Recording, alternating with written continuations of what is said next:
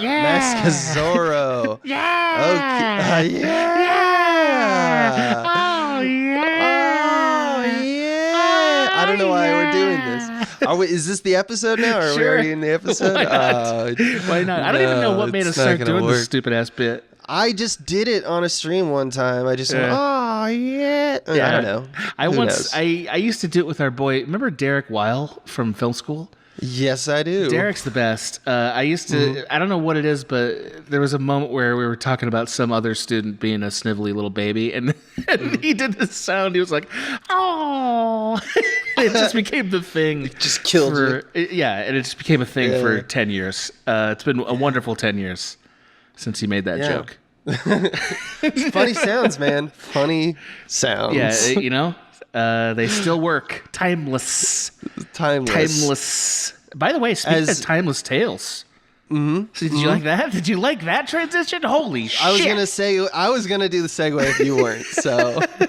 Holy shit. It was really my idea all along. That's fine. You're the true hero, and I'm the one wearing the mask. As long as we're on the same page. Ooh, that's clever. Did you like that? Yeah. Welcome to fucking Directorpiece Theater. We are whipping around ideas like swords today. I am one of your hosts, Adam Ganser, and with me is my equal, perhaps better, unmasked friend and colleague, Abe Epperson. Hey. Abe. Hey, thanks for that intro. Hey. Yeah. You deserve it. Hey. Yeah. So this is an Adam episode. It's a me and one. By that I mean this is when I allow him to speak. No, this is when we usually take turns in the show. Yeah. So this episode, we do our little texts. We sit in our little beds in our comfies. Yep. And then I go, hey, got any movie ideas? And you came back with this one, and I like this theory, or I like this recontextualization of a movie that I would say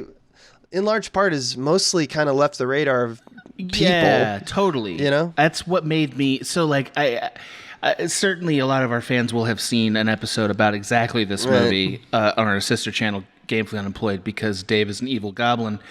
But and Tom is our beautiful friend who tries to keep him in line. But what can he do? Yes. So, but like, I think the reason we even thought of it at all is because Netflix remembered it for us. Netflix is like, remember this? And it's like, fuck yeah, I do. This is a great movie. The movie, of course, is Mask of Zorro. A wonderful film. Came out in 1998. It was a big success that year.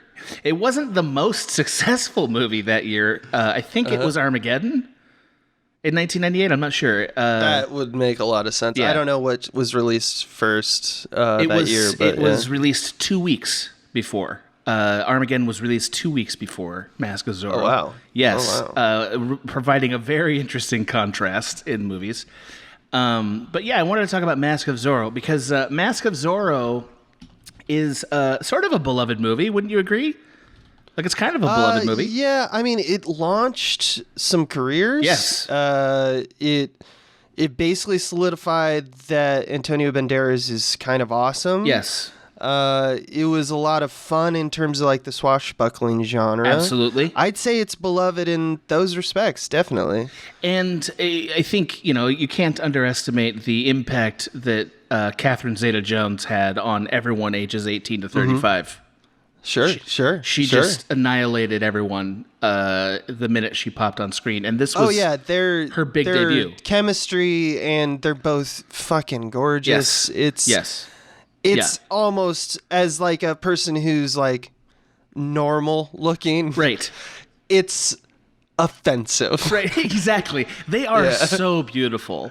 They're really too are beautiful. Yes, and this How movie. Dare they? I know it's like it is offensive, but they're so good at it that you have to like, you win.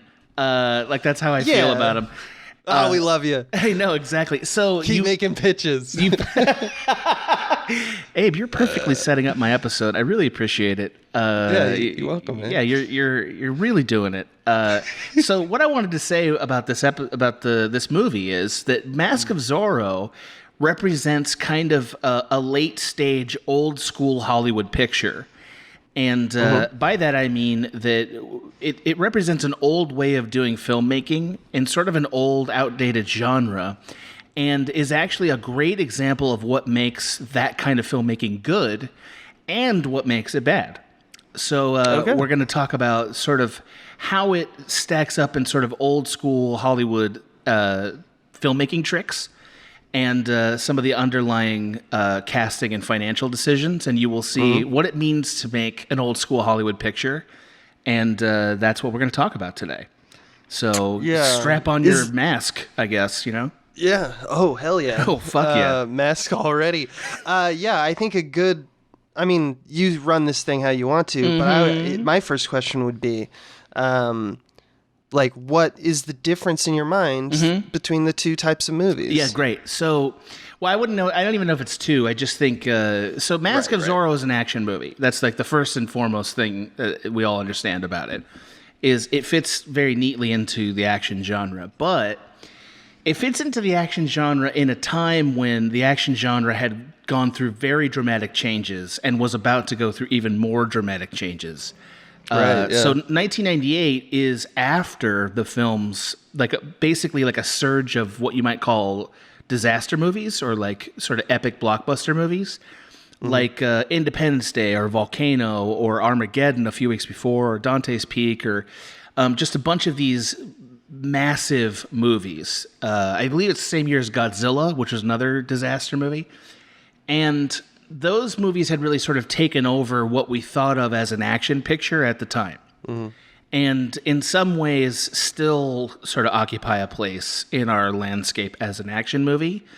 And Mask of Zorro and the swashbuckling genre were not a mainstay anymore. Though, certainly from like the 20s to like probably even the 80s, they were everywhere. The Douglas Fairbanks. Zorro was instrumental in creating that genre, and it wasn't doing as well. There was like TV Zorro versions. It was like a huge franchise that was just before most of our time. Right, and I think that again, so you're doing so great as a you're giving me all the assists in the world. You're the white guy on the Utah Jazz whose name just flooded my brain. John Stockton? John Stockton. You're the John Stockton to my Karl Malone, baby. That's who you are. Mailman over here? All right. Yeah, I'm the mailman. Yeah. Do you know what he chanted when he did free throws? What did he chant? I don't know either. I hoped you would know. I was hoping it would be mailman. I'm the mailman. It's me. I'm the mailman. Here we go. Come on. Oh, man. We should talk about on a different thing. The Last Dance. Man. Oh, my God. That's actually... Let's keep going. We could do a director piece someday on that OJ doc series. That was fucking awesome. Anyway, so let's move on. So, So again, 1998, those movies have come out. Now, 1998 is also a year before two very important movies in the history of action movies come out. And that is Star Wars, The Phantom Menace, and, of course, The Matrix. And they're both equally good movies. Yeah, the same amount of good. What a year it was. No, so like, what a year. So the reason I mentioned The Phantom Menace is that The Phantom Menace is the first ever sort of all-digital workflow movie, which is sort of why behind the scenes it's a very famous shift in movie making. Also, for fans, one of the reasons why it sucks, because they created the all-digital Jar Jar. But that was a big change in how action movies were made. Because after that, CGI was sort of basically inescapable. The mainstay. Yeah. Everyone kept, even though we weren't ready, we all kept pushing it, and still are, to make it look better, because they're just like, oh, look at what it can give you. Right. Yeah, that's because that motivation. I mean, people have to remember that, like, CGI until like up to Mask of Zorro was occasionally great, like in Jurassic Park, but was still kind of seen as schlocky, like in movies like The Mummy, which I say not to offend because I know you love it. How fucking dare you? I knew you were gonna do that. First off, I knew you were gonna do it, and you didn't even mention. I was all primed and ready to say you mentioned 1999 and you mentioned Phantom Menace and The Matrix, and you didn't mention Mummy. I was gonna berate you for that after you had finished your bullshit, but now you've come out and called out The Mummy straight up. Do that. How dare you? See, The Mummy represents not caring how realistic the action looks, right? And I think that's what's good about it. But also, I think that not everybody at this point in time is ready to embrace that as an aesthetic. And there's still some sort of dubiousness about CGI. So what I mean by action movies, I'm basically talking about CGI spectacle movies that have now become the standard. Mask of Zorro came out in the middle of all of that. So that's really interesting, right? Because the year after Mask of Zorro, when The Matrix comes out, action movies are forever changed. Like every action movie since The Matrix is indebted in some way to the way The Matrix was shot and the way it looks and stuff. Yeah. So The Mask of Zorro sort of represents this weird old last interlude of a very old way of doing movies that started from the very beginning of blockbuster movies and basically has died out at this point. And that would include the following things. Here's what I mean by that. So the first thing is little to no CGI at all. Like there's basically no CGI in the movie, or if it's there, it's not noticeable. I think it's like it's flames in the final sequence. And stuff. Maybe they may not even. And at the beginning, I think they may not have. Yeah. But I could see some sweeteners. That wasn't beyond. Well, speaking of sweeteners, this has got to be the most famous movie ever for sweetening the sounds of explosions with cat sounds, because it's crazy. It's like all throughout. Bizarre. This movie is wow. For cat sounds, like the MacGruber thing is like, oh, this is where that came from. Yeah, it really. Yeah, everything. Why not just throw like a tiger sound over everything? They did a lot of that. Yeah, just a lot. If you watch this movie and listen for it, it is it is something that I definitely in the rewatching. It's just like. You can't fucking believe it. Like every time there's an explosion, there's a lion roar, and it's not subtle. It's like, oh, I see. It's like, what? Yeah. Why? I don't understand. It's great. Is that fire, a big cat? I don't understand. But is it a fire cat? I don't get it. It's because it's the low guttural sound, like it. That's what we mean by sweeteners. I don't know if that's a term that transcends to sweeteners. People who don't make movies or audio. But it's like you add a thing that you don't even know you're hearing it. It's just kind of like filling out the bed of the frequencies. But yeah, they use that shit and it's just like, what? It's very silly. This movie is crazy how, like, I'm glad you mentioned the Matrix. Yeah. And how, like, I think of that as like a good parallel to Jurassic Park. Okay. Because and so it's a good parallel to like Jurassic Park because like the way they shot the CG is really it's really like that's what makes it timeless because like in Jurassic Park and in the Matrix the CG isn't like wildly in your face like a Transformer film. They were subduing the special effects so it really kind of plays even though you can notice it still is better at the test of time because it's not reliant on it. And what's interesting about your theory so far or why you chose this movie is when I was watching it, I don't know if I'm jumping ahead on your theory, but it's amazing to me that the different parallels from the type of movie that is like trying to do it practically and real explosions and real stunts, they don't shy away from it because they knew they could nail it. That's right. So that's exactly it. Both things are like, we know who we are. Yes. It's about knowing who you are first and foremost. Right. This movie seems to know what it's all about. Yes, this movie is a very confidently made movie. It's one of the most confidently made movies I've ever seen. And so I'll explain what I mean by that over the course of this episode, but you've identified exactly what the point of it is. Like that's exactly it.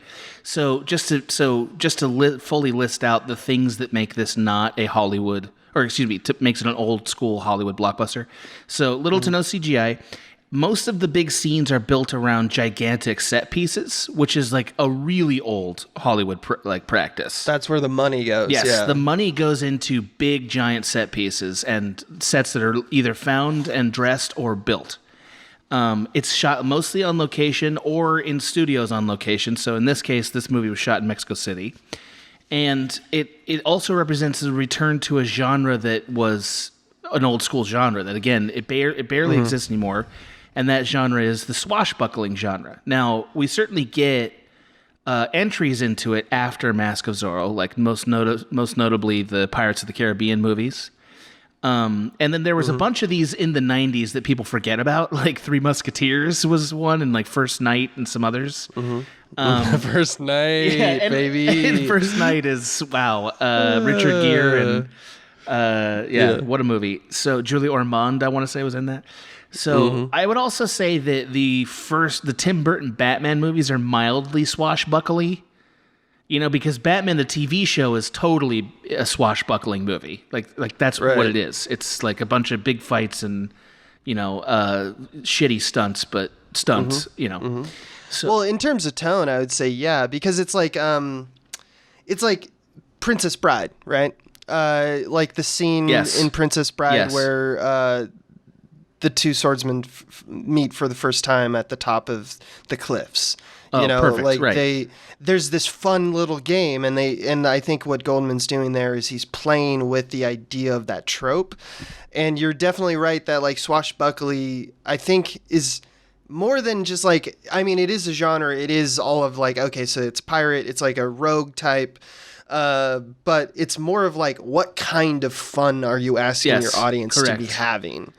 Right. And that's definitely Pirates of the Caribbean. It's that kind of tone. It's also The Mummy. I'm just going to put it out there. I think you're right. The Mummy is kind of swashbuckly. That's that's one of the interesting things about it, is that it doesn't really have to be, but it is.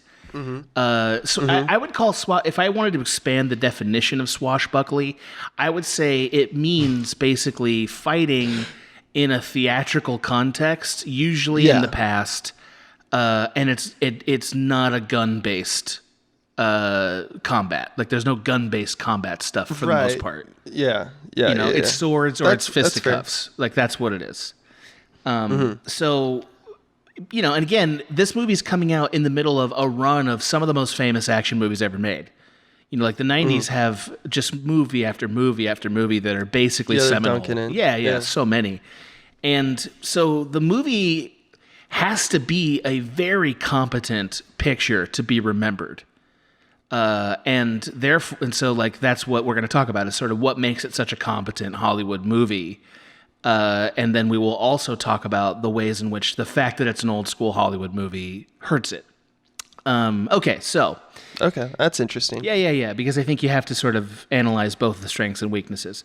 So, and again, when I say Hollywood movie, I don't mean that it was made by Hollywood. I mean that there's a way of making movies here. Like there's an emphasis and underlying beliefs and decisions.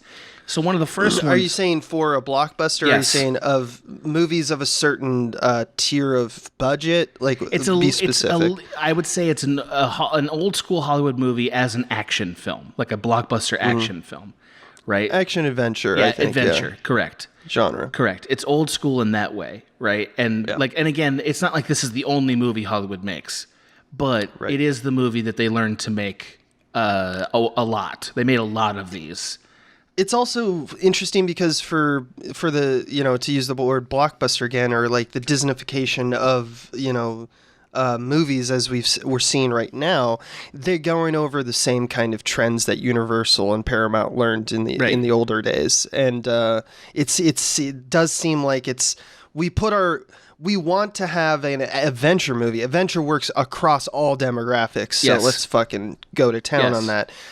It absorbs all other types of movies. So we start to see like, it's action adventure, but it's got like kind of a horror bend, or it's action adventure, but it's got a sci-fi bend. And that's what like Marvel is, like it's basically the big movie. Yes, the big one, the big movie. But there are some things that are still true about blockbusters that are also true of Mask of Zorro, just as a quick tangent.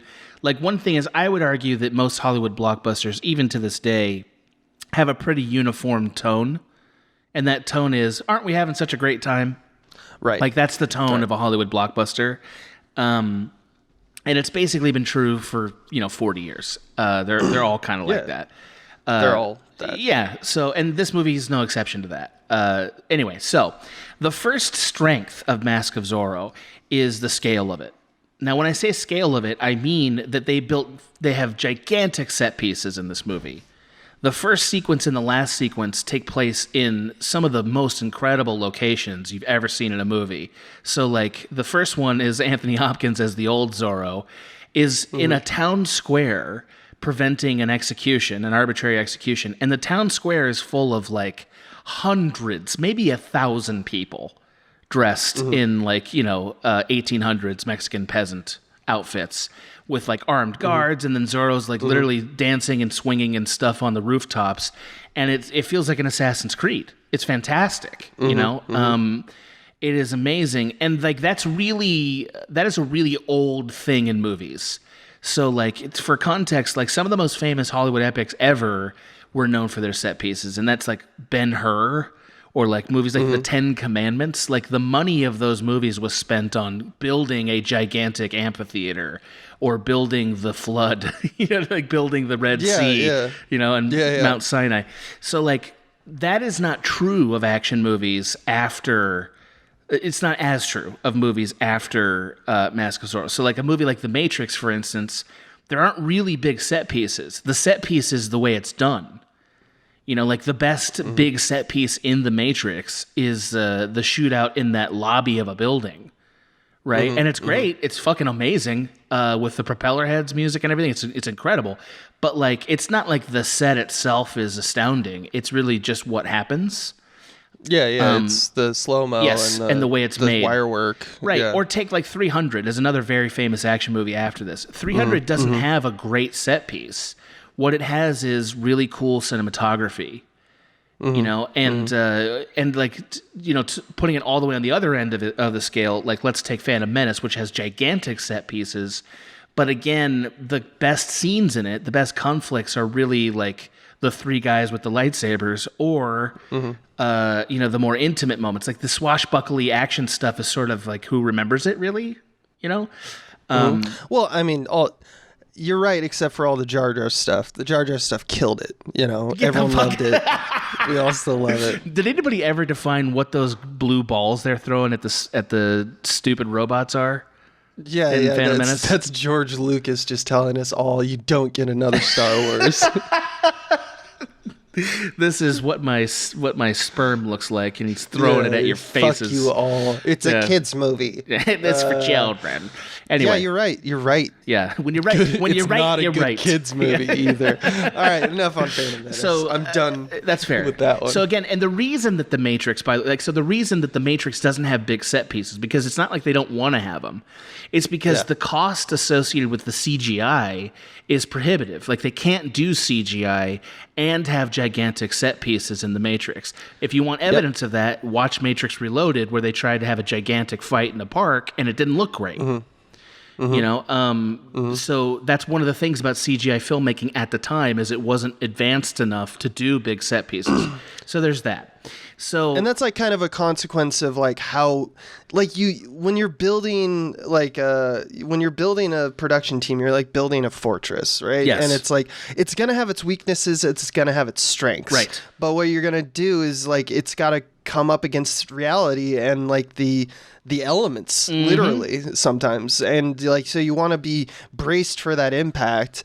And like, if you were a green screen, you put all this money, effort, technology into control. Correct. Because green screen needs a high amount of control. So when you put together a production team that is going to go shoot out on location, that's a unique beast to that. You can't have all the lights in the world and stuff like that. So when they're getting all their money and putting in the right allocation, they're going to probably have to really push the budget, because they're going to be very wasteful, because they had to choose to be two types of movies. Absolutely. That's just the reality of economics. I don't know if that's no, you're right.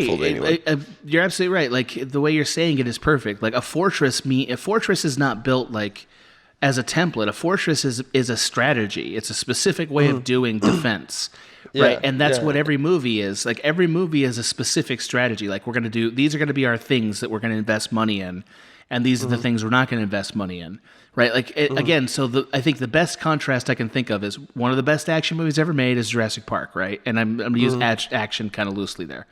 Fantastic action movie. The set pieces are way smaller than Mask of Zorro. Way smaller. Way smaller. Because they have to build a T-Rex. They gotta convincingly render a T-Rex, so the set pieces are just much smaller. And that's it. So, whereas Mask of Zorro, we're talking about towns and caves and manors. That and mine is incredible. Extras. Yeah, the mine at the end, which we kind of fly past it, is like it's better. It's like better than anything in the most epic of old Hollywood films. It's really great. I mean, there are some sequences of them out in like the elements, like at the beginning of the movie, after the prologue, you know, where he's with his brother and they're like just out and about. In the sticks. There's some sequences with Hopkins where he's at home with his wife. These are the smaller right, and bits, they're big, which is crazy because like a Western cuts its teeth on that kind of thing. Like it's like, we just put them out in the fucking prairie and like bring a camera. This is like, those are like, we got like 8 minutes in the movie. The rest of the movie, people forget it. Like I forgot how many, like it's just one to another. Not all movies are like that, you know? It's like kind of like Valerian. Do you remember Valerian? Only a little bit. It's just, all right, every 10 minutes, it's like, oh, we're in a completely different world now. Okay, you know, but that's all CG'd and stuff. True. This is just... It's like a safari. It's like an action-adventure safari. And like each of these worlds and sets are really exquisitely crafted. You know, this isn't a production design podcast. Otherwise, I could spend all day on the Bat Cave that Zorro has. That's fucking awesome with that, like the circles and stuff that they train in. The sword circle. It's rad. It's so cool, and it's like it's as good as any Bat Cave that was ever made for any of those movies. Anyway, so. Really Prime great. Batcave. What's that? Prime Batcave, just like top tier. Yeah, it is. It's a really good Batcave. That's exactly what it is. So like the sets are really cool, and they add a sense of scale, which again elevates the underlying conflict of Mask of Zorro, which is like it's a freedom fight for an oppressed people, and that is not often the subject of a blockbuster. And they did a really nice job rendering it in the production design, and that's great filmmaking. And the advantage of doing it sort of the old Hollywood way is just the body count there, like how many people are there. Yeah. And again, there's other movies that are just like it at the time that don't have the scale, like Braveheart, right? One of the most famous action movies ever made, doesn't have the scale of Mask of Zorro. Mask of Zorro is a much bigger movie. Well, I mean, when we're talking about fortresses, it's a different fortress. I think they had more extras. It's not fun. That's the thing. That's the difference between Braveheart and Mask of Zorro. Well, sure. Ultimately, is that they're not fun. But I mean, just in terms of like production strategies and production Correct. Correct. Yeah. Yeah. Okay. But I don't think that Braveheart had more extras than Mask of Zorro. Do you? I don't know, man. That plaza's got a billion people in there. They didn't CG any of those people. That's in those the thing. battles. It's not fake. Yeah. Anyway, so. We'll move on because I want to actually return briefly to Braveheart, but not right now. Okay. So, by the way, part of the reason that this movie was produced at all is because Spielberg got a hold of it. He was the one who was basically pushing this movie forward in the mid-'90s. And it was turned over to Martin Campbell of GoldenEye fame because he had sort of successfully... You mean that 95, yes, I want to say? like it was his previous project. So he successfully rebooted James Bond, which was kind of a dead franchise. And that James Bond was kind of the last one without a lot of CG in it. Yeah. Until it's kind of better than most. Yes, it is. It kind of is better. I totally agree. Now, he later went on to do... He also did Casino Royale, right? Yes, exactly. So he did like the two good Bonds. Yes, of the 90s and 2000s, correct. That is... I mean, he kind of did the two good ones. I kind of like some of the Sean Connery ones, but I understand what you're saying. And I think it's better than like what they're putting. I don't know. This isn't a review podcast, but for my money, I'm not like huge into like Skyfall. I love Roger Deakins. I kind of like Skyfall. Cinematographer that I hear you. I love Casino Royale because it's just a beautiful one, one off and. GoldenEye, is the one I grew up with, so maybe, Truly. I don't know. It's just, I was surprised to find in researching this that he made both of them. And I was like, I did not know that. That's kind of cool. I was impressed to find that out, too, because they're both very good and very different. But they share the thing that makes him great in common, which is they are perfectly executed, well crafted. They don't have a lot of extra shit that you don't need. and they are basically built around practical effects, which I think it's safe to say this guy is very good with practical effects. So that brings us to our second, and I would argue the most important thing about the movie that makes it an old school Hollywood epic. And that is that this movie decided to do all the stunts for real, and none of them are CGI, and the stunt work and the cinematography that supports the stunt work are both fantastic. Utterly and completely fantastic, right? So to compare, so this is probably one of the best movies I've ever seen for stunt work. And the reason I say that is because one of the things that happens is they shoot the stunts in wides. A lot of these stunts are shot in wides. Most movies where you see a stunt performed, what happens is they show you the most impressive part of the stunt, which is the fall or the jumping out the window, and then they give you a cut to the place where the landing happens because they didn't do the same thing in the same shot. Because to do them in the same shot would be very risky. Right? This movie constantly shows you a very dangerous stunt done in a wide so that you know it actually happened. And because you know it actually happened, the action stuff is just utterly thrilling. It is so well done. Yeah, I kind of just talked about this. I just made a video about this kind of. Yeah. Like, Die Hard doesn't stray away from it either. I was taken back. That's gun stuff, but like the one where he gets he kills one of the henchmen and he like breaks his neck by when they roll down the stairs. Yeah. All one continuous shot, which is awesome. And it's just like that is the most dangerous stunt in the whole thing. That's the thing, right? It's like when you show it all in a wide, somebody has to do it. You know what I mean? Like, so it's very dangerous, and we know it's dangerous, and you can't replicate danger. And you have to know you have to kind of look at the frame and realize how they created it, because like that stunt is not as like tense in terms of when you're viewing it in Die Hard as like him propelling down the elevator shaft. Of course not. To get to to get into that vent for that famous shot, like, because that was matted out and there was pillows everywhere. This was a actual stairwell. There wasn't any room for air. Make it look like you break your neck and like tumble on top of each other. That is artful. And this movie is the same way. It's like, look at the hard thing, like jumping from horse to horse. The horse to horse stuff is okay. So briefly, just I'm not saying that the movie didn't do smart stunt work that was to trick us, right? Like, it definitely uses stunt doubles. It definitely has camera angles that make something look more dangerous than it is. So like, and that's just competent filmmaking, but like to compare, so like I've only done one big stunt in my entire film career thus far. And it was in the Mundane Action Heroes sketch, which you had someone blast through a window. Yeah. It was, I think the title of it on YouTube is What Action Heroes Do on the Weekends or something like that. It was the one, Dan wrote it, and then I directed it. So the stunt was a person jumps through a window, right? Like this woman breaks into a house with a cake, it turns out, and she jumps through a window.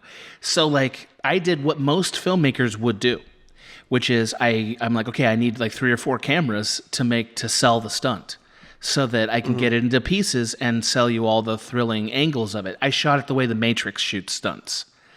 And the difference between that and what Mask of Zorro does is Mask of Zorro would have one shot, and it would probably be a moving shot, and it would be perfectly framed to see the entire thing. And you would know it wasn't fake. And they just get it. Yes, and they just get it. That's the thing. They just nail it. And it's very impressive. So the other thing that makes it impressive is the stunts are done at full speed.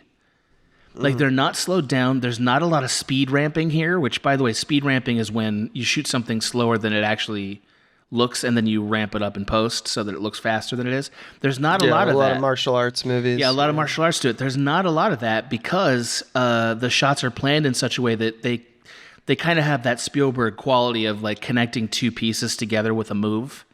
There's a lot of that in this movie. Yeah. And so these people have to nail this shit at full speed. Which again is why we get so thrilled by it. It's you cannot replace the effect of that with CG or with clever angles or good cuts. You cannot replace it. Just a couple of moments I wanted to call out as like very impressive. So the Antonia Banderas piece where he's on the two horses, it was in the trailer. Everybody remembers it if you remember anything about the movie. It's shot in such a way that you know an actual person is really doing that. And it's awesome, you know what I mean? And that's why it made it in the trailer. It kind of swoops over camera. Yes, yes. There's a fantastic stunt that's shot from, I don't know, maybe 100, like 50 yards away or something, on like a 50 or maybe a slightly wider lens, of Antonio Banderas' character trying to jump onto his horse for the first time, right, from a window. And the horse, of course, he misses it, of course. And but the thing is, the entire jump all the way down to the ground is in the wide, which means a stunt person has to jump out the window and land in the wide, and which means they got hurt. You know what I mean? Like they got hurt. That's what happened. They jumped 2 stories down. Yeah. I wondered how they did that. I don't know because, either. They must have put because if you had padding down there, you might see it. You would have kicked up dust. Right. So how do you I think that they may have aligned the ground to make a little forced perspective with in front of it, and maybe you color the ground even so the light hits it the right way. Maybe I looked at it. It's nighttime, so they could probably get away with that. Maybe it had a little hill, and so he actually did drop on some padding, but you don't see the padding because it's recessed into the ground. There's something in his something shoes. like that. Maybe there's some kind of padding in his shoes or something. Yeah, I couldn't figure it out, either. and I looked at it a few times. Yeah, and that tells you wow, that's a hell of a stunt. That's a hell of a stunt because you see his knees buckle from the weight, so it's not like they Yeah, there's just no way around it. They did That's the thing. And this movie does that kind of shit the whole time. And to do that requires a masterful understanding of how to do stunts safely. So their stunt coordinator and performers are top notch. This is the best in the biz. They had to be because they're doing it full speed and it's very dangerous. And as a director, you have to know exactly how to shoot it to achieve the cinematic feeling of it, right? Yeah, so you got to hit the angle, right? Yeah. He doesn't do what, say, the Bourne trilogy would do, or again, what I did with my stunt, which is, okay, let's take a bunch of cameras and we'll cut it together so it looks, super cool, and we get all the pieces. He's like, no, right. We're going to do it right. Sometimes you also have to do that because you only have 3 pieces of pane of glass because that's what you could afford. I had 2. So you got 3 shots at it. 2 shots. If you have 19 shots at it, you can go well, fucking, let's do it till we get it. Exactly right. I had 2. So I couldn't afford not to do the cameras. It's not a denigrating you had one thing. and a safety. You're going to shoot both and you're going to get what you get. Correct. That's that solution. That is correct. And that the stunt actor was very gutsy. I admire her to this day. That's a lot of the director's work is just inspiring them to be like, all right, you're gonna fucking do it. You're gonna fucking she was very pro. They're like, I'm gonna do it. Yeah, she was very pro, and I respected her. I respected the sacrifice she was making. So in any case, this director is a master craftsman at not only knowing how to make a stunt look impressive, but filming it in such a way that when he does have to cheat, we don't feel it. Because he's even better than how most Jackie Chan movies are shot, which again, Jackie Chan movies are primarily shot for stunts. That's how you shoot them, right? And the way that you shoot a Jackie Chan movie, there's an Every Frame a Painting about this, is you don't cut and you put it in a wide so you can see Jackie Chan do the stunt. And the trick is you just have to have enough time for Jackie Chan to nail it. That's it. You just shoot till he gets it. So this movie, I don't know what they did in terms of time, but my suspicion is that this director and the stunt coordinators were having a lot of craft conversations about what does it take to get it right. And they might have had a lot of time to get it right because it doesn't just happen. It does not just happen. So very impressive there. That is the epitome of what the old Hollywood stunt system should be. And the last thing, and it's very obvious, but again, sometimes you have to take a step back and think about it, is this is a movie that is predicated on having a star, right? It's very old school that way. It's we're going to have stars. You're going to watch these stars do fun things, and that's what you're going to like because that's how Hollywood pictures work, right? And they had 2 fantastic actors that they put in a fantastic position to succeed. Okay, so Antonia Banderas, perfect for this. This is a perfect role for him. He is an exquisite actor, by the way. He can do some of the most amazing acting you've ever seen with the right director. So, like Pedro Almodovar, who's a Spanish filmmaker. Yeah, I knew you were gonna bring it up. I up. love Almodovar. I fucking love him. He's my favorite filmmaker that's currently working. I love him. I know we kind of abandoned it, but if we were gonna go to our old system, we're like, well, excuse me, Mr. Art Class. Like Pedro, he's really good. He is. He's really good. Yeah. There's a lot of really like Pain and Glory, especially. Like. You love him so much. I do love him so much. Just so much. I know you don't love him as much as I do. I understand. And also Buñuel. You love. Well, they were in the Buñuel, same class. That's why. Buñuel I don't love as much as Almodovar. I didn't take that class. Okay, like you're gonna like this, and we're gonna keep it. We're keeping it in the podcast. So, like, one of my favorite moments in my entire life in school, like, and I don't mean like film school. I mean school. Was we had. This is a grad school class, right? So we have to write a 25, 30-page paper, for like the end of the class, which is like, we're film students. We haven't read a book in 4 years. You know what I mean? So like, it was a lot to ask, but fine. So like, we have to write a paper. So at the end, like the morning the paper's due, we're going to do like a graduate level review and stuff. It's ridiculous. The day that the paper is due, our buddy Julian comes in and he looks like total dog shit. He looks horrible, right? He's got scruff. He looks tired. And I was like, what happened, man? Are you all right? And he'd waited till the night before to write his grad paper. It's like a 30-page paper. It's not like a 5-page, like, tell me what you thought about Canterbury Tales. It's like, it's a 30-page, like, developed thesis movie, and he waited till the last minute, and it was just... That man is Icarus, man. Dude, I love him so much. It was a truly inspiring moment for me.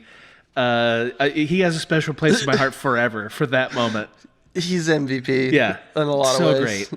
So great. No, that's hilarious. Yeah. It's so even MFAs at USC Film School are turning in shit at the end of at the last minute, the midnight hour. He looked like hell. He looked awful. That's so funny. That is so funny. He'd had the worst night of his life. I didn't know that. Yeah. He worked anyway, so Almodovar is basically how he discovered Antonia Banderas, and he has gotten some exquisite work out of Antonio, most recently in Pain and Glory, which came out last year. And Antonio was up for Best Actor for it, which he should have been because it was a great performance. It was really good. But there's other really great Antonio performances, like Tie Me Up, Tie Me Down, and then I think Women on the Verge of a Nervous Breakdown he's in, if I remember correctly. I don't think I think it's Matador. I think Matador is the one he's in. I can't remember. I haven't seen that either. I'm sorry. He's great in all those movies, but Antonio does need to be directed, right? Like, he does need to be directed, or you need to put him in a movie where he gets to be himself, right? Like, where he gets to be sort of a fun, playful person, because I think that's who he is. Oh, yeah. There's lovely bits in this movie. Like, Banderas does so many... Like, when he lights the cannon. Yes, great. That shoots. Yes. Like, he's like, leaning on the cannon in a, like, all right, you're already, like... You're puffing yourself up, but then he like just drops the torch onto the cannon, like whatever you call the cannon area that you light the cannon, and he does it with like, "Oops, did I do that?" kind of like expression on his face. That is just like, what fucking movie are we in right now? He does break the tone of the movie several times, but I think it's like when you cast Antonia Banderas, you have to let him be sort of the goofy dude he is. The funny thing about him is he's got a little bit of a dark energy to him, like just a little bit, but he also has this like very charming, almost boyish way. And this is the perfect role because he has to be both things. It's a perfect role for him. He can play tortured. Yes. He can even play villains. Yes. I'll point you to assassins. Yes. Thank you. Thank you for pointing that out. So, in any case, I think because he's so charming and fun that like he is sort of single-handedly bringing the blockbuster tone to this movie. Like he's single-handedly bringing it to the movie because it really isn't anywhere else.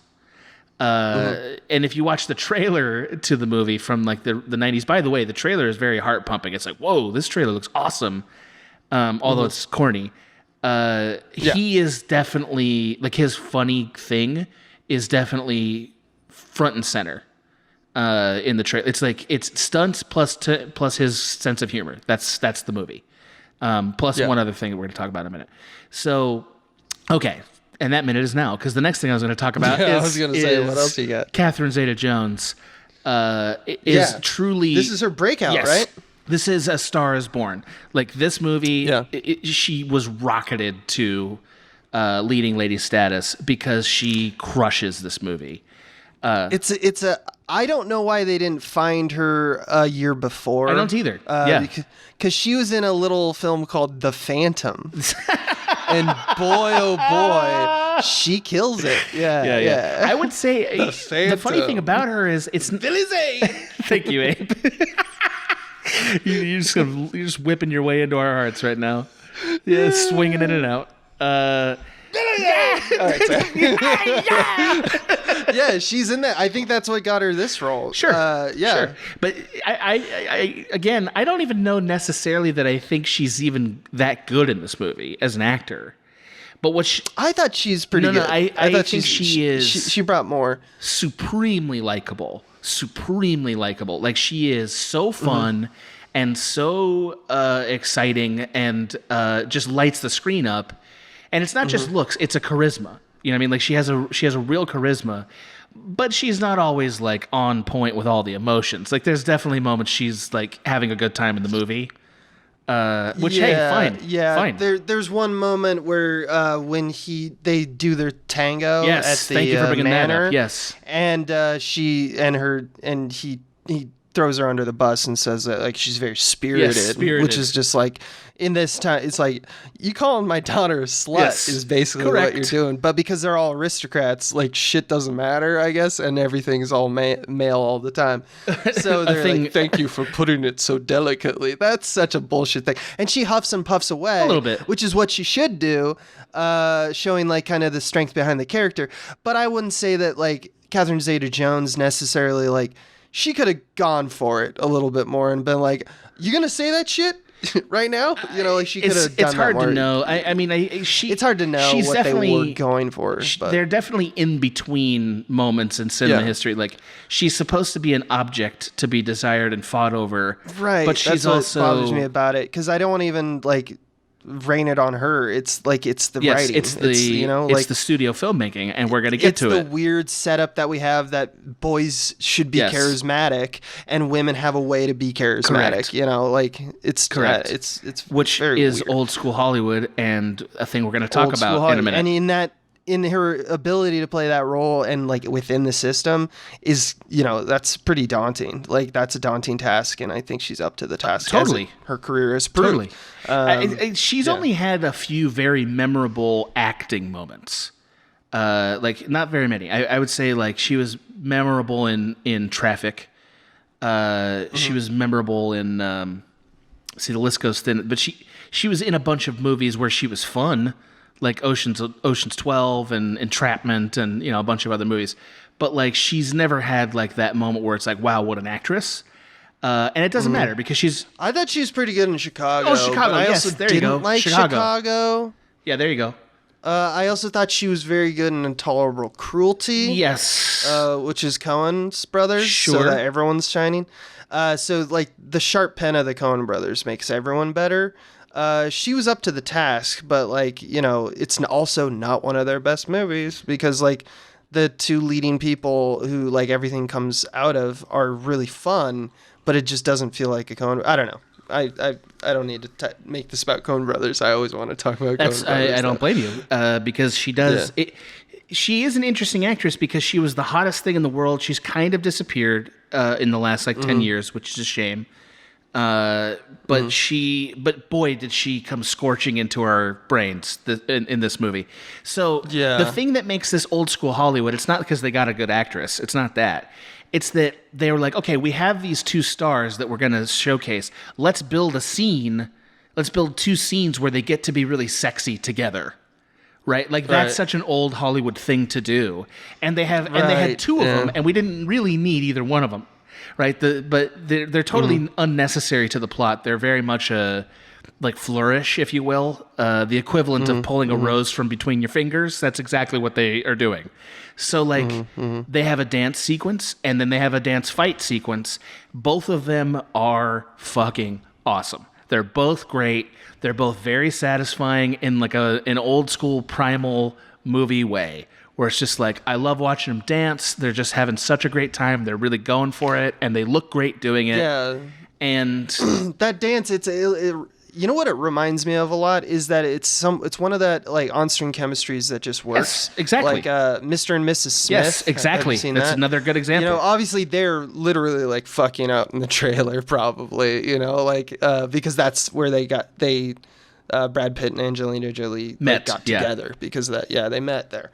But it's just like it's palpable. It's like it's like it's the thing we do with Hollywood stars where it's like, yeah, okay, so it's romance. All right, do the fuck me eyes, and they're both doing it at each other, and it's like, yeah, we want it. It's just a very weird thing. It's weird because you know, yeah, give us that look. Yeah, we like it. We're the audience. It's you know, it's built-in primal human stuff, man. Like that's the thing. Yeah, I guess. I mean, you know, this is what movies are. It's like it's wish fulfillment, man. That's what we do.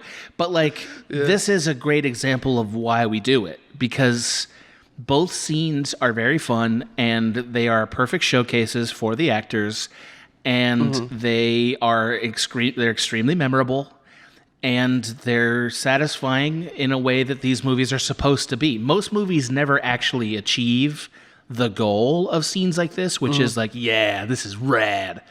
But this movie did. You know, most of the time they don't. The actors don't have the chemistry, or it's not quite the right scene, or it seems stupid, or you know, it's not as satisfying. This movie, it all fell together. I don't know if that's all directing, or if it's just the casting, or if it's, you know, just I don't know, but it works. You know, totally works.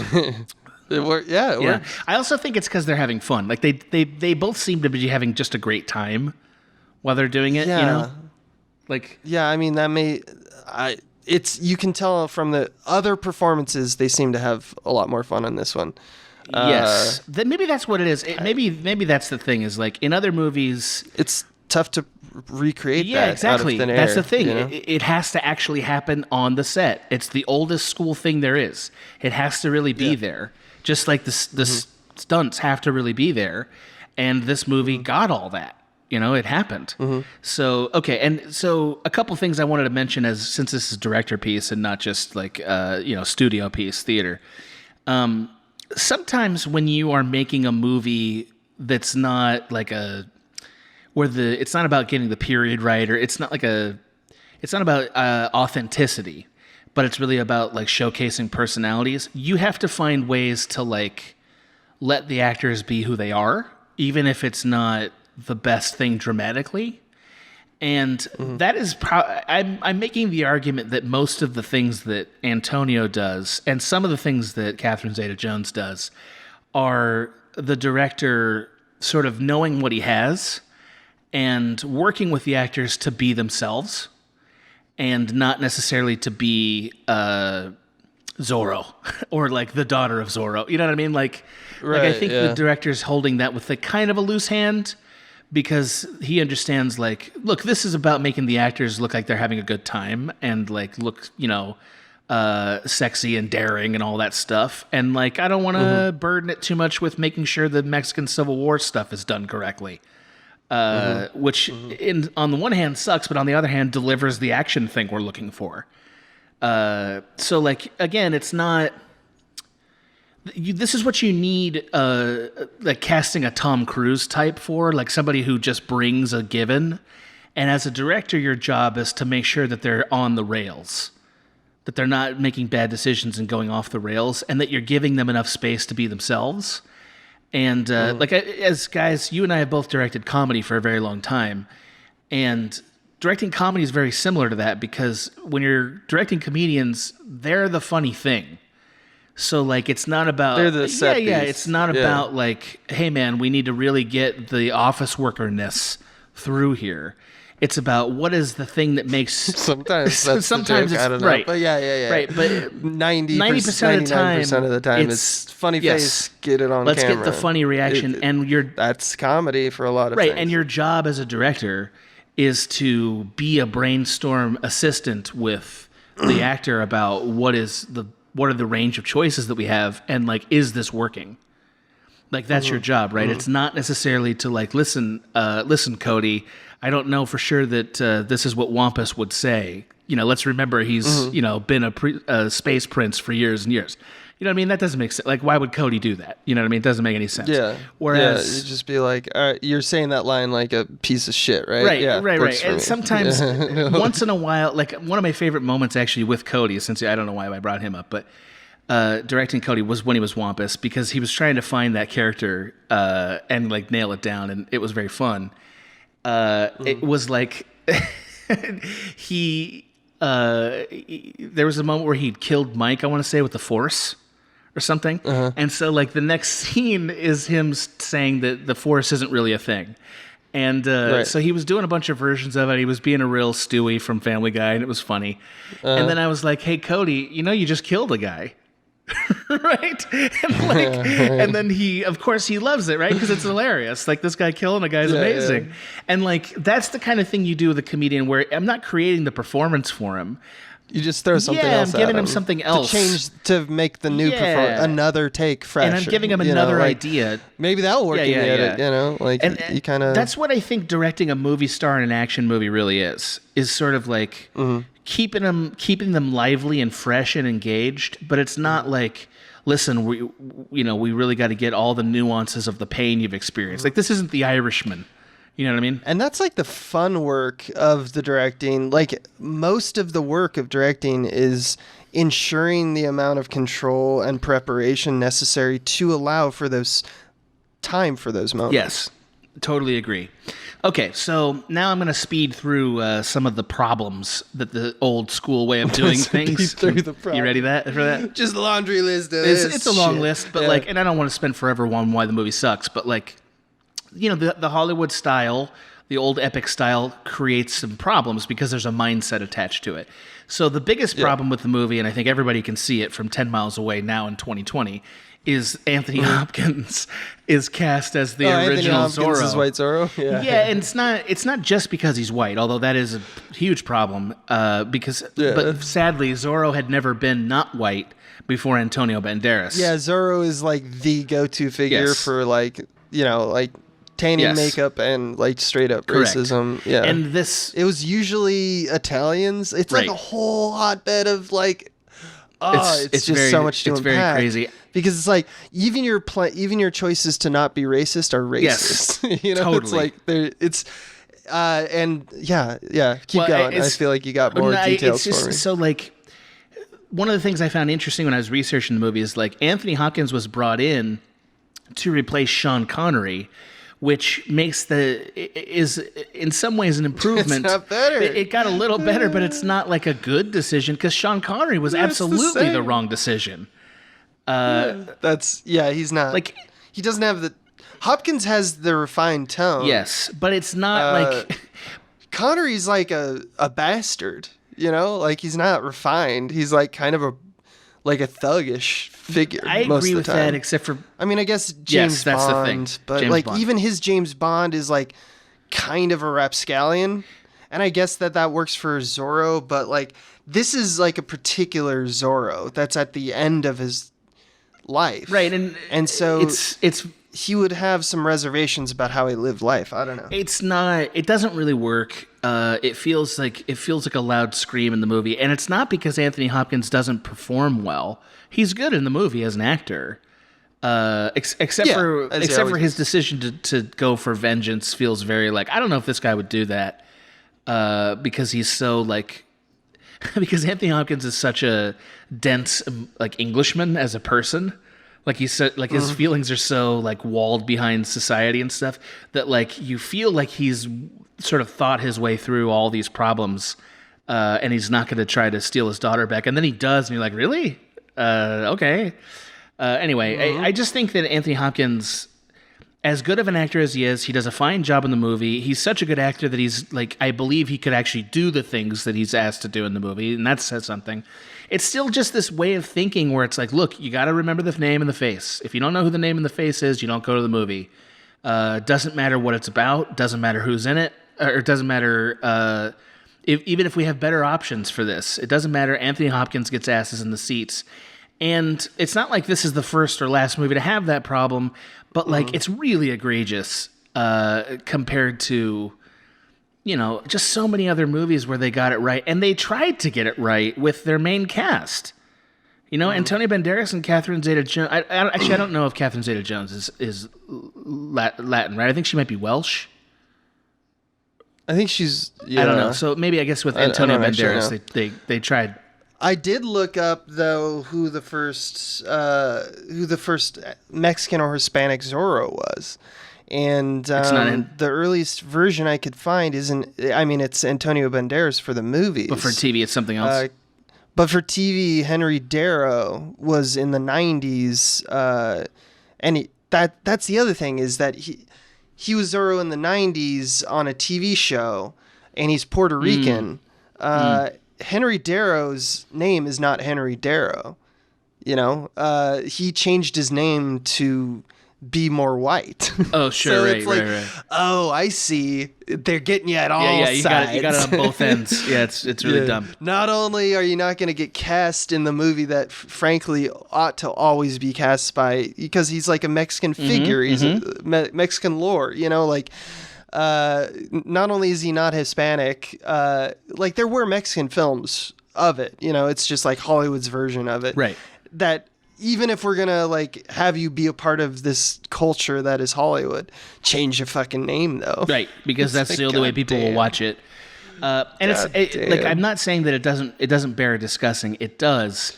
It's just so dumb here because like Anthony Hopkins is just he's not even the right kind of actor for this movie. Even though he does a fine job, it's just that it's like that's not who you cast for this.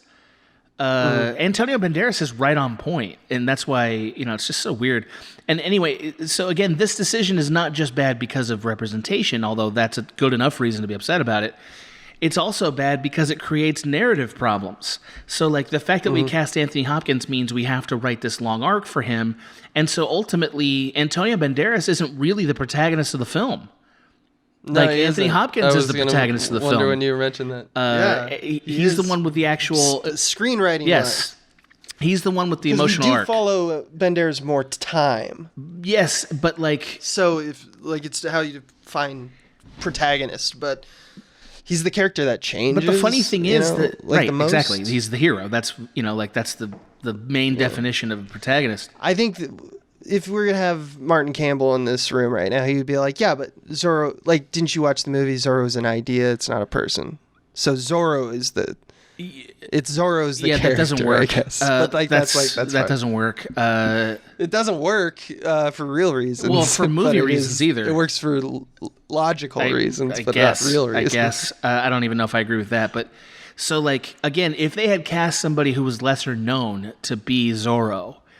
It would have forced them to trim down the Diego pieces so that we could get to Antonio Banderas, which would have made a stronger movie.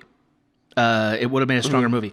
Now, just so you know how deep the problem with the protagonist goes, they didn't solve the problem of the protagonist ever, and the movie was originally supposed to end with Anthony Hopkins dying at the end in Catherine Zeta-Jones' arms, and which kind of it would have been better because then it would be a full arc, more precise passing of a torch. You know, like it would be that movie now. Correct. So, but the problem is that Spielberg, who was sort of on the movie, sort of not, he comes back at the end here, saw that, was like, no, that doesn't work. You need to go back and shoot a new ending. So they shot after the movie was already done.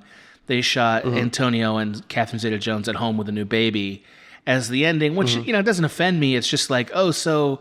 You've tried to shift protagonists at the end here so that we would feel like a complete uplifting experience. That's the problem with the movie. That's why you don't cast Anthony Hopkins.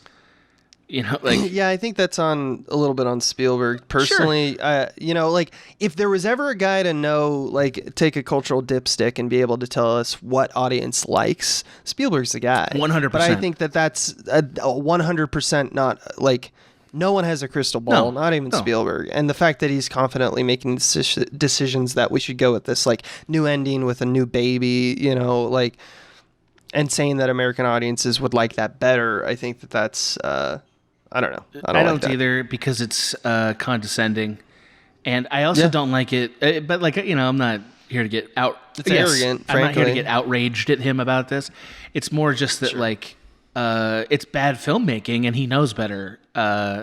Anyway, so next one, I'm not going to spend a lot of time on it. It deserves its entire own director piece. I'm not going to do that, and that is like this is a pretty good example of a female character who's not thought through at all. And by that, I mean Catherine Zeta-Jones, her emotional journey is baffling. She is being asked to fall in love with a duplicitous thief who, and then also at the same time, a different man who is a lord, like Spanish baron type, and to sort of be attracted to both of them for different reasons. She's also a sword fighter, which implies an entirely different identity that we don't understand and doesn't come into play for any other reason. And she's supposed to switch fathers and which father she loves in the course of this movie. Right. She has the most complexity. It's like that is so much stuff to happen in anyone's and it's just life? not there, not because of anything she What can did. she do? It's just character's not written. They don't have those scenes. She's just there to be likable and to be in the scenes and have a good time. And guess what? She kills at that. She's so good at it. Yeah. But like, you know, that's a bad character. But instead it's like, ooh, sword takes the blouse off. Dude, thank you for bringing that up because that's the next thing. So the other thing about this style of filmmaking that is dumb is the insistence on creating trailer moments, right? So like this movie is very guilty on this. Like every movie has this problem. This one in particular is really bad because the trailer moments are basically stunts and then things that are manufactured in the movie for the trailer. The most egregious of them, of course, is exactly the thing you just mentioned, which is Antonia Banderas slices her blouse off at the end of a sword fight. And like it's only there for him to do this weird, creepy Zorro thing, and for her hair to strategically cover her breasts, and everyone to be like, "Ooh," and it's like scandalous, right, exactly. And it's very Jesus like Christ. It's great in a trailer because you know it's like, oh, didn't expect that, but it's dumb in the movie. It's like he wouldn't do that, and she wouldn't let him do it, and what are we doing here? You know what I mean? Like it's. I like this version of like Suits being like thinking that the audience is just a bunch of wolfies. Yes. Like all the men are and women are wolfies for like awooga. Like we're the part of the mask, you know? In the I mask understood when exactly his like, what you meant. tongue drops out. And guarantee us. Well, it's just like the same problem. It's like, okay, all right. Yeah. They're all it's very immature and it's very like omnipresently horny. And there's definitely moments in the movie that are made for that. The dance fight is the most that and there's so many dumb things in it that are also in the trailer. Like when he cuts the skirt part of her onesie, of her nightie, I guess it is. I don't know what it is. And her leg is exposed, and she goes, "Not bad," which is also like, no, she wouldn't. But it's all preamble, like it's fucking. It's exactly what it is. And if you doubt that, if you're like, come on, this is just for fun. When he brings his sword out in that scene, his sword literally pops into frame like an erection. It's literally supposed to be an erection. They've done that. That's like a Zorro bit. Is it? Though. I had never seen it before. Okay, they've done that kind of stuff in the like. There's also like a whole humorous Zorro. Okay, great. Like, I didn't know that subgenre. It's very. I don't know why I know this stuff because it's gotten pretty forgotten by time. But I'm sure someone out there has watched like all the Zorros and loves Zorro who can speak better to it. But like they've done that bit. It's been co-opted by like Men in Tights did that bit and stuff. It's like it's a bit. I'm not here to get again, I try not to get like unnecessarily outraged by things. Excuse the bit. It's just dumb. Like, it's just dumb, and it's like it takes away from what is really happening in the movie. It's actually not the most frustrating time they do it. To me, the most frustrating time they do it, and again, it's in the trailer, is in the end of the conflict. This guy who like Antonia Banderas is fighting this colonel who is a full-fledged maniac. Like this army, I think he's a colonel.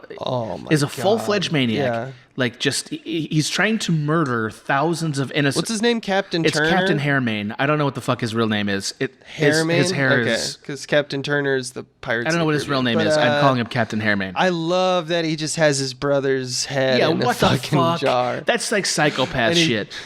So. You don't have jars? I don't pickle people. No, I don't pickle them. I shouldn't. I should be. You should get into pickling it. I have artesian pickling. Artesian? You got a pickle head guy? I love that. Oh, great. Yeah. I need to pickle some of my enemies' heads. I'm okay with that. No, so he's a full-fledged maniac, right? So then Antonia Banderas, in the middle of fighting him as Zorro, while the cliffside mine is burning, the peasants trapped in a death trap, and 100 other things are going on, has the time to drop in and then ask him before he stabs him to death, miss me? And it's just such a fucking stupid trailer thing that it's like, let him take the conflict seriously in the third act. Can we do that, please? Yeah, where they literally hate each other. These guys hate each other. Can we have a third act conflict, please? But no, because we need it for the trailer. Because it's swashbuckling. But it's the wrong time for swashbuckling. The other thing is, at the end of that sequence, there's not nearly enough time to get all the people out. No, fuck no. Absolutely not. There are so many cages, and there's 2 of them. They left a mountain of corpses there, for sure. Yeah, they didn't. There was no organization whatsoever. They just decided to bomb the thing. Yeah, it's very stupid. Okay, so very last thing, and I know we've gone a little long here. So very last thing that is bad, in the old school Hollywood way about this, is behind the scenes there were some shitty negotiations that sort of reflect a kind of, again, a way of thinking about things. So originally, Robert Rodriguez was supposed to direct this movie, who, again, it's like, exactly, could you pick a better person for this? It's perfect. So yeah, he knows that tone really well, and he works with Banderas it's really great. well. It would have been great. So, he wanted to make the movie for $45 million, right? The studio's like, no, this is a $35 million movie. And then they had this stupid back and forth, right? When he finally, so he's like, look, I can do it for 42. And the studio's like, we're giving you 41, not a penny more. And he was like, okay, I can't do it. So he quits, right? And they don't fix it. Okay. So then they bring on Martin Campbell and they give him $60 million. And he went over. So they made it for 95. What the Now, they went over because he got sick. But, they gave him more money. And the reason I say it's not, I'm not here to debate the merits. I'm not here to debate the merits, although I should. It's because they have, at the very least, they have Robert Rodriguez in a category of filmmaker. He hasn't done the epic movie that's in the studio system, whereas Martin Campbell has. So we can't trust him with this money, even though the movie objectively needs it. Holy you know what I mean? fuck. And I wasn't there. I don't know all the substance of this argument. I'm reading a summary of it. Yeah, I wasn't. I don't have all the details. It looks shitty though, doesn't it? If that's true, that looks racist. It does look racist. Fuck that. It absolutely looks racist. I did not know any of that. It looks racist. I don't know for sure that it was. It might be. It probably I know, is, dude. I know. Probably. I know. Because because the language is money. Yeah, right. The language is 40 million. No. Okay. 60 and it's million. Spiteful. It's like why? It's because Martin Campbell's an Australian white guy. Because he made GoldenEye. And GoldenEye is better. I guess. Yeah, I guess that's true. He was hot. He was more well known at the time. But again, the argument here is he's still not a name that gets a pull. Fuck no. Are they putting in trailers like the man who brought you GoldenEye? Are they doing that in the trailer? Not. What does it really get you? Well, and the other thing is they're again, take the names of the directors out, which it does matter, but let's take their names out. They're arguing with one guy about the movie takes $45 million to make. No, it doesn't. It takes $35. Okay, I could do it for $42. Nope, $41. And then another director comes in and is like, hey, this is a $60 million movie. And they're like, yes, it is. So it's like, why? What happened here? Did it get reconceived? Maybe. That pisses I me know. off. It's stupid. It just suggests some very convoluted the fucking thinking. gall to be like, all right, 42. All right, 41. That is the part that makes me furious. You fucking what? Give him the 42. You're gonna spend $95 million and you fired a guy because, or you didn't. They didn't fire him, but you like ousted a guy from the project. Your main, like, how does that negotiation make anyone feel like? I know they're all professionals, but like, Robert Rodriguez must be walking away from that situation just going like, fuck these cheap fucking petty assholes. You can see why Robert Rodriguez has remained an indie filmmaker his whole life. He has. And he quit the DGA. I would love to he quit the DGA. Very famously quit it. Yeah. To include right. So this scans. To include Frank Miller in the making of Sin City because he wasn't a DGA director, and so they weren't going to let him make it. And he was like, he should. That's weird. It's stupid. So, Robert Rodriguez has been on the bad end of a lot of studio situations. He's had a very interesting career given that. He's an interesting person to look at for like race and politics in Hollywood. Because he's a DIY filmmaker. He's very talented. He's made a lot of interesting movies for very little money, and he's done it all himself basically. And again, is there a better marriage of filmmaker in 1998 than Robert Rodriguez and Mask of Zorro? It's awesome. No, it's awesome. There isn't. It would be a fucking cool movie. Right. Hopefully it gets better. This looks really bad. Again, I'm reading summaries of it. I'm not reading all the specific details. I didn't get into I didn't read old Hollywood Reporters. This is like a Wikipedia page that I'm summarizing. But the point is that again, it's old school Hollywood thinking. Even if it wasn't racist, you have two directors who are trying to make the movie, and they have different bids. And this guy's bid is for less money, and he still made stuff. But he's asking for less money. You say no, and then another director comes, no matter who he is, and says, "I need more money," and you're like, "No problem." What are we like? It's the same fucking movie. One of them wasn't set in space or something. Maybe there are major rewrites, but it's stupid. And I mean, I'm so glad about that $95 million and what a delight this movie was. But it really ruins a lot. I'm sorry to hear that. Yeah, I hope. No, it's like it makes it go but at what cost was $95 million extra? That's the cost. Was that extra $20 million that ended up being $50 million? It's just like, come on, what are you guys doing? I guess I only can take satisfaction is that with old Hollywood, it's going to be fine because we're going to eat them. We're going to take their small little souls and put them in our very large mouths. I've enjoyed the Predator the Predator tone, the class struggle has taken in the last 5 years.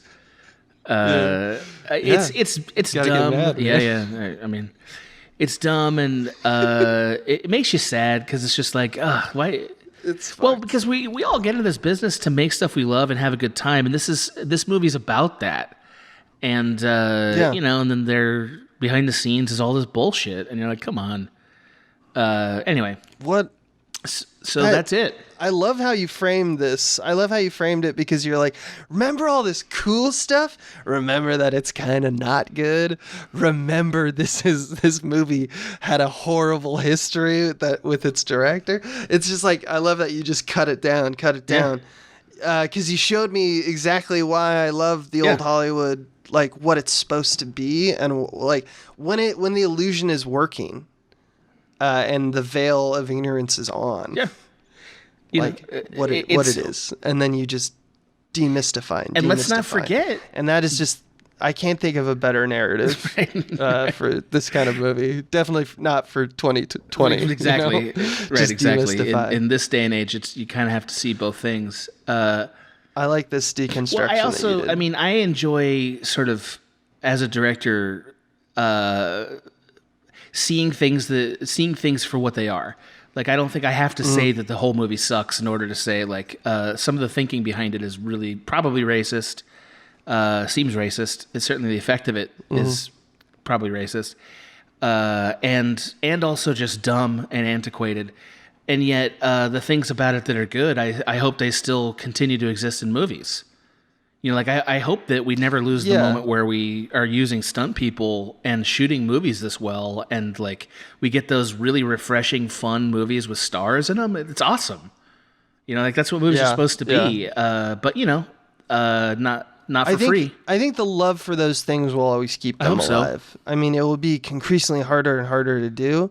But if like Mad Max Fury Road showed us anything, it showed us a lot of things. People were clamoring for it, and it launched to the expectations that Hollywood did not understand, and then they had to adjust for it. You do enough of those adjustments, they realize that they're on the wrong side. That's another movie that's mostly practical stunts. I will say about, which again, surprise, surprise, people loved it. There hasn't been a movie moment that I've loved as much in the last 5 years, maybe 10 years, as when we're on that chase the first time after Furiosa. Is that her name? Is that the name of? Yeah, Furiosa. Yeah. And we finally get the full car mob, and we get that electric guitar guy just like playing that guitar in his fucking weird Borderlands outfit. I was like, that. Yeah, it's the greatest thing. It's the greatest truly thing beautiful. It's so good. It's why movies. Yes, it's why movies. Adam, it's why movies. That guy is why movies. Correct. We both decided at fairly early stages in our life that we wanted to hazard it all and do a thing that's highly competitive and try to make movies. Why is the question? That guy. Yes, that guy rules. I wish I could put my name on that movie. It's so good. I wish I could have that moment. It's so good. Anyway, it's the joy of movies that like the business side always fucks, just like it does with a lot of stuff. And it's like to be grumpy about it is one thing. I'm very grumpy this podcast because of this new fact that I learned. But there is still something to be said about like how you have these conversations, and I like the way that you framed it because you got to have the truth out, and we got to figure it. I want to research and find out what this is, but it's really scanning to me like the narrative is very clear about what happened to this movie, and it's at least with I should look into it a little more because it sure looks like a thing, doesn't it? But like you always want to show everyone what like the goal is, right? You know. And then you want to show people why they're failing the goal. That's how like education works. It's also, and I think that's a good way to. I don't know. I like this. It's episode. Also the hero's journey. I mean, because I'm just patting you on the back. I'm just saying it's an effective. It's also thank you. It's also the hero's journey, because like you know, I teach the hero's journey now in one of my classes. And I use Groundhog Day to teach it because it's such a great movie for hero's journey. It's amazing. But like, basically, Groundhog Day is a movie where you're showing all the bad results first. You know what I mean? Like it's a movie where a guy's trapped by his own selfishness until he finally becomes unselfish. Like that's the simple version of it. He has to learn what love means. And like you watch all these bad results, but then again, he keeps checking in with Rita, the girl he wants, who is a representative of what love is. And so again, that movie is like fundamentally, it's like spiritually educational about like the way love works, because it goes through this very natural like progression of the way people would respond to a situation like that. It's so natural that we laugh at it. And it does exactly what you just said, which is like it shows us the awful, but it also keeps reminding us of what are we supposed to be? What are we supposed to become? You know, what are we supposed to become? And Mask of Zorro, we're supposed to be doing amazing stunts at high speeds. That's what we're supposed to be. That's why we're placed on this earth. Yes. Yes. That's my goal. Swashbuckle my way into your heart. To be riding two horses at once. Boy, what that could have gone just so wrong, and it really didn't. It really could have. I mean, he's really Jean-Claude Van Damme. You know? He's getting pretty close. Yeah, he's getting pretty close. Yeah. Well, we've had ourselves a wonderful time. If you found this podcast, most likely it's because you are aware of Small Beans and of our Patreon. But if you happen to not be, or if you happen to have a couple of bucks you'd love to spend to support content like this, creators like us, mosey on down to our Patreon at patreon.com/smallbeans.com. Patreon.com/smallbeans. Thank you. And give us a couple of bucks. We have a bunch of different podcasts that we think you'd enjoy. This is not the only one. There are dozens of episodes, at least, and many different genres of podcasts. And you just came out as the recording of this episode with you're talking about Twilight with a friend of ours. Yes, Dave? you can check out a side podcast I'm doing with our buddy Dave as part of the Gamefully Unemployed network. It's really fucking weird, man. Get the hell out of here. It's me and Dave it's really weird. Talking for a very long time about the show, the series, the saga of Twilight, and the show is creatively titled Guylight. So hope you can check that out. Mm-hmm. You can find me on Twitter and on Instagram at The Real Gans. That's all I have to say. And I'm Abe Epperson, and you can find me at Abe the Mighty on Twitter. You are mighty. And next time Directorpiece happens, it should be a me episode. Oh, I hope it's usually it's just me or you, so it will probably Stands be to me, reason. unless we find a secret person to talk about things. I'm not sure how these things are airing. I don't know why I'm setting myself up for failure. Point is, we'll see you next time, and we love you. This has been a Small Beans endeavor. We're a bunch of pals who make podcasts, sketches, music, web series, and movies. The Beans always have new ideas percolating, so make sure to check us out at patreon.com/smallbeans. That's patreon.com/smallbeans, where you can browse all of our current and past content, see what we've got planned in the future, and learn how your support can help the small beans grow into huge, giant monster beans. If you enjoyed this content module, please like, rate, subscribe, or tell a friend about us. We love you.